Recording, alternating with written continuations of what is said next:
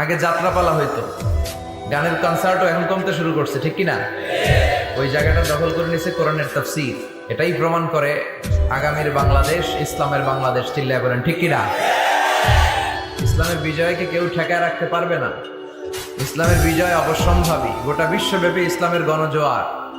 Dutch politician একটা ইসলাম ধর্ম গ্রহণ করছে না? আগে বলতো Islam is a lie, Quran is a poison. কোরআন নাকি বিষ আর ইসলাম নাকি মিথ্যা। আল্লাহ মহাসত্যটা এখন ওর অন্তরে ঢুকাই দিচ্ছে। এরকম কত পলিটিশিয়ান, কত সিঙ্গার, কত ডান্সার, কত সেলিব্রিটি, কত ক্রিকেটার, কত প্লেয়ার, কত যুগশ্রেষ্ঠ মানুষ এরকম কালিমা পড়ে পড়ে মুসলমান হয়ে যাচ্ছে। সব নিউজগুলো আসে না, কারণ এই নিউজগুলো মিডিয়াতে কাভার হলে গোটা বিশ্বব্যাপী তোলপাড় শুরু হয়ে যাবে, ঠিক কিনা?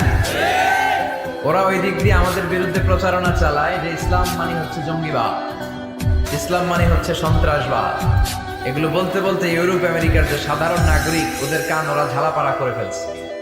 ইউরোপ আমেরিকার খ্রিস্টান নাগরিকরা ভাবলো ঘটনা কি, ইসলামের ব্যাপারে এত কথা কেন? What is Islam? এটা আবার কি? Let's check in Google. একটু চেক করি গুগলে, বুক ফেয়ার গুলোতে কিছু বই পড়ে দেখি ইসলাম সম্পর্কে। ওরা পড়তে শুরু করলো। আমাদের বিরুদ্ধে অপপ্রচার চালালে এটা আমাদের পক্ষের প্রচারণা হয়ে যায়, ঠিক কিনা? ওরা জানতে পড়তে শুরু করলো। অনেকে ইসলাম দ্বারা ইমপ্রেসড, অনেকে impressed, convinced. Now they accepted Islam, they converted to Islam. তারা খ্রিস্ট ধর্ম ছেড়ে দিয়ে মুসলমান হয়ে কালিমা পড়ে নিয়েছে।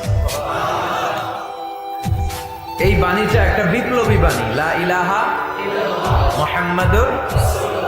ঝিনুকের ভেতর লুকিয়ে থাকে যেমন মতি, ঝিনুকের ভেতর লুকিয়ে থাকে যেমন মতি, কালমা শাহাদাতে আছে আল্লাহর জ্যোতি, কালমা শাহাদাতে আছে আল্লাহর জ্যোতি। সুবহানাল্লাহ পড়ো। এটার মধ্যে একটা লাইট আছে, লাইট স্পার্ক করে, জ্যোতি। এটা আল্লাহর নূর। এটা যারা অন্তরে একবার প্রবেশ করতে পারে, সে সত্য ছাড়া চোখে আর কিছু দেখে না। এই কালেমার পক্ষে শক্তি যারা, তারা সত্য আর ন্যায়ের পক্ষে চিল্লায় বলেন ঠিক কিনা? সবচেয়ে শ্রেষ্ঠ জিকির, আফদলু জিকির লা ইলাহা ইল্লাল্লাহ। আবার বিশ্বনবী বললেন, মান ক্বালা লা ইলাহা ইল্লাল্লাহ সিদকান মিন কলবিহি দাখালাল জান্নাহ। অন্তর থেকে একনিষ্ঠতার সাথে একবার যে লা ইলাহা পড়বে, ওই লোকটা জান্নাতে প্রবেশ করবে।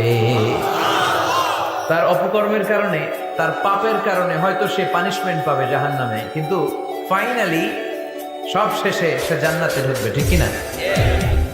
সাহিহ ইবনে হিব্বান আর মুস্তাদরাকে হাকিমের এক বর্ণনা, মুসা আলাইহিস সালাম আল্লাহকে প্রশ্ন করলেন, ইয়া আল্লাহ আল্লিমনি কালিমাতান আযকুরু বিহা ওয়া আদউ বিহা। আল্লাহ, আপনি আমারে একটা কালিমা শিখান, একটা জিকির শিখান, যে জিকিরটা দিয়ে শুধু আমি আপনার জিকির করব। এই জিকির কেউ জানবে না, শুধু জানবো আমি আর আপনি। সুবহানাল্লাহ।